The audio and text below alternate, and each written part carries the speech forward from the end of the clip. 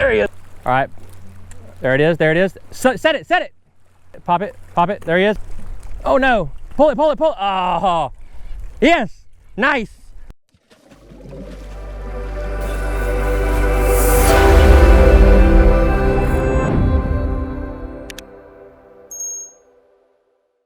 So here we are, 2 weeks in a row. Man, we are getting back into the grind, getting the content posted up. You can see by the coon eyes here that I've been busy. I've been on the water a lot of tournaments, a lot of guiding. I have one more tournament next week, and then the schedule is clear until the PRL Championship and the Redfish World Series in October. So it's going to be nice just to get back to the normal day-to-days. I'm guiding almost every day in July after this tournament next week, so that is going to keep me pretty busy, but I'm going to have my laptop with me, be trying to get some stuff out anyway. Hey, I don't ask y'all for much anything. I never ask you for money for information. Hit the like button, comment on the video. If you're new, subscribe. If you're old, subscribe. If you haven't subscribed, it doesn't hurt you a bit. All it does is send you a notification that says, hey, Captain Caleb TV uploaded a new video. Very easy, very simple. So finally, it didn't happen long. Got 3 days of decent wind and weather for the surf. I wasn't even booked that week. I was planning on taking that week off. I made a couple of calls to a couple of my customers that I know that can make it last minute, last chance, last effort, and they all showed up. We had a good time. The water was green. There were schools of bulls, reds, jacks, sharks, all kinds of stuff in the surf. Now, when they got out there, they said, hey, you know, we're going to go catch a bunch of trout. I said, absolutely not. We're not going to go catch a bunch of trout. We can go catch trout in the bay. Let's do something that we can only do when the surf lays down. So we ended up a couple 100 yards off the beachfront. We're targeting, you know, I like big stuff. I want stuff that makes my drag go zit, zit, zit, zit, zit. That is what I am out there for. So I'm going to show you guys in this video some clips of us fishing. We're going to talk about, you know, what I'm doing to target these bigger fish versus the 500 boats that are up there on the bank, you know, and that's another thing whenever you're out there trying to fish the surf. Usually it's a couple of days into it, the word's gotten out, and there is a boat every 100 yards for miles and miles and miles. But what I'm out doing, there's not very many guys out there, and I can fish almost the entire beachfront without having to deal with the local crowd. So what we're doing is we're out on the color changes, we're out on the rip currents, we're out away, but there's still a bunch of bait out there, and the bigger fish have moved up. There were jacks working the outsides of the schools. There were jacks and reds inside the schools. And when I say the schools of bait, there were a bunch of pogies about this long, okay? And there was a bunch of big shrimp in there. And what I noticed, that even though there was literally millions of pogies up and down the beach, whenever it would really go off, it'd be when there was a little pot of shrimp in with those pogies, because you see them blow up, but then you see shrimp jumping everywhere and not necessarily the pogies. So that's what we're doing. That's all bait. All that dark water is bait balls.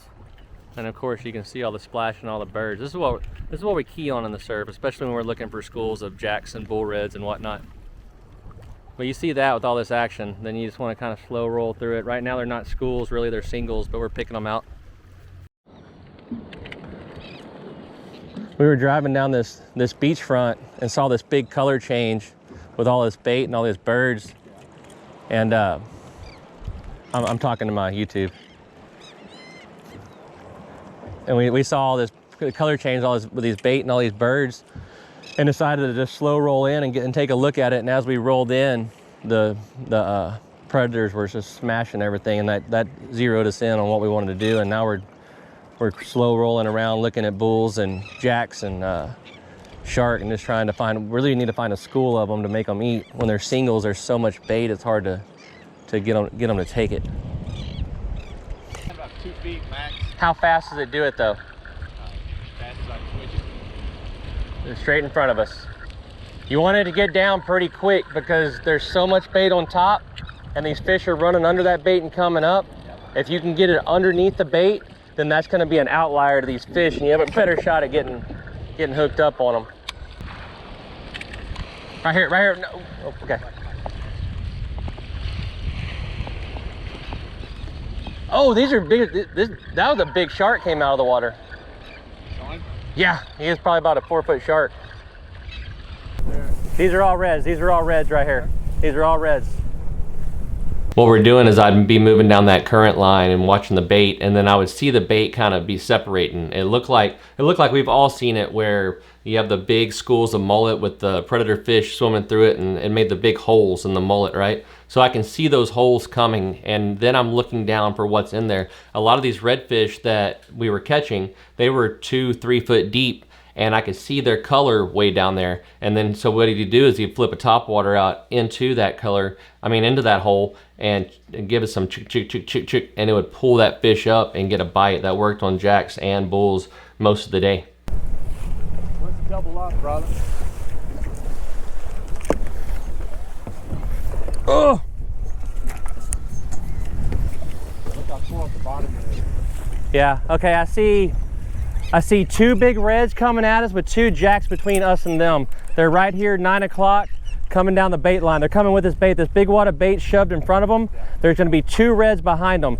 Cast just a little bit left of where you're looking at about 40 yards. Not even that long. Right there, stop it, stop it, stop it, stop it, stop it, stop it, stop it.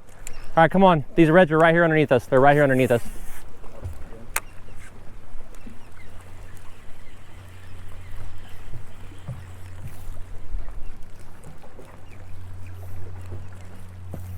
All right, there'll be more. Okay, I'm gonna start telling you 20 yards, so I think your 40 yards is pretty long.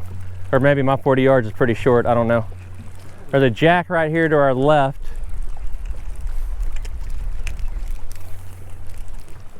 Red right here, 11 o'clock on top of the water. No, 11, right here.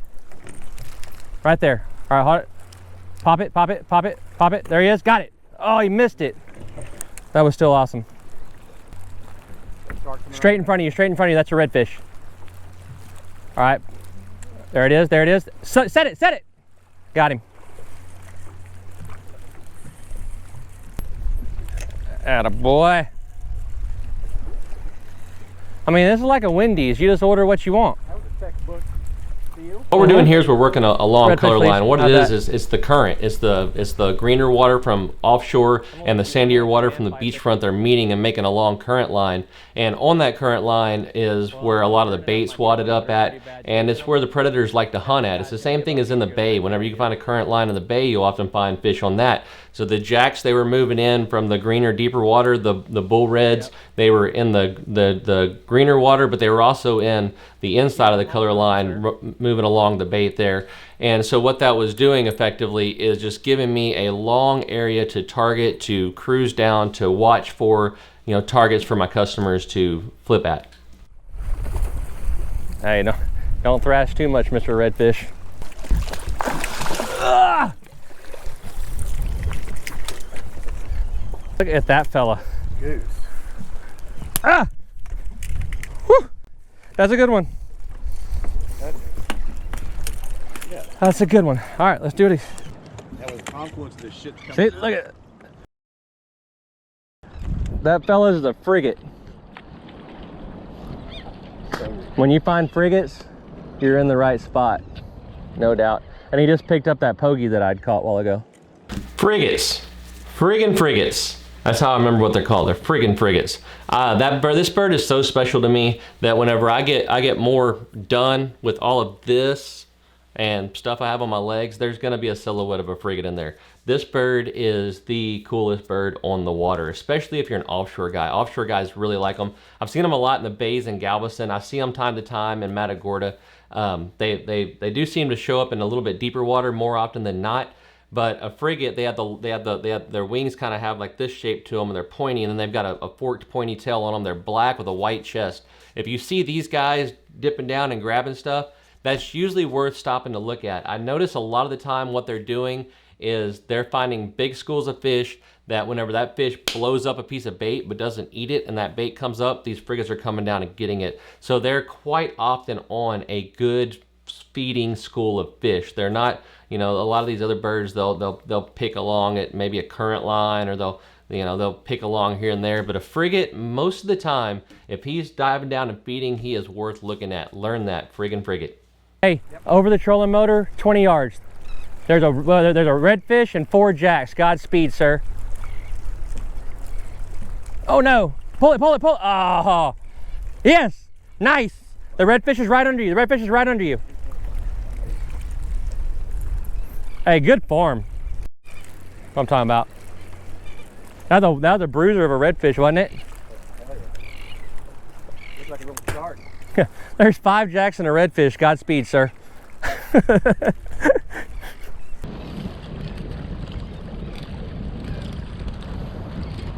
There he is. That is not. No. It's either a shark or a jack, I think. It came out of the water whenever it hit it.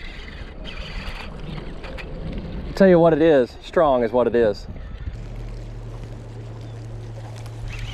I think I see Jack Crevalle colors.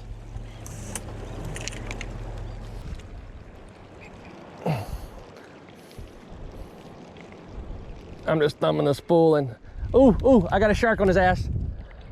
There's a shark on him. There's a shark on him. Run, oh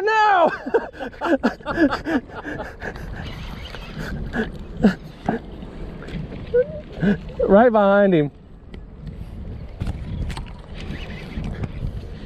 Look, I don't care if I land this jack or not, but I want my topwater back. You know what I'm saying? I don't think he qualifies for ceviche. No. No, I don't think so. He qualifies for fun, is what he qualifies for.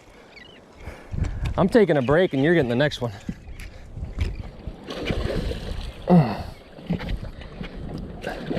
Hey, tell me about this Laguna medium, thumbing the spool and saying, come here, fish. All right, ready? Oh, and he got my topwater. Mike Adams, I need a new one. I need a new one. I'm putting cheap ones on now, Mike. We know your stuff works. Right now, there's a big school, straight 9 o'clock. There's probably about 30 fish in it.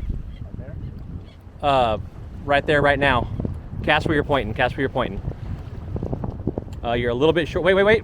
Oh, now go. You got him.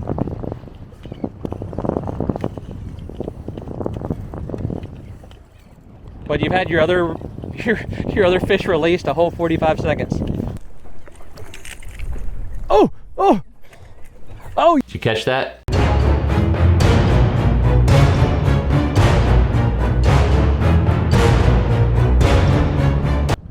Mr. Harry with his second or I don't know third jack of the day, and this thing is a Haas. Easily 40 inches. Easily 40, probably more. He's at least 15 pounds. That's what my boga does. But boy, this sucker right here, what did it take you about 5-10 minutes to get him in? Oh, at least. Man, what amount of fun! And we had them all around us while we were catching him. Let's put him back.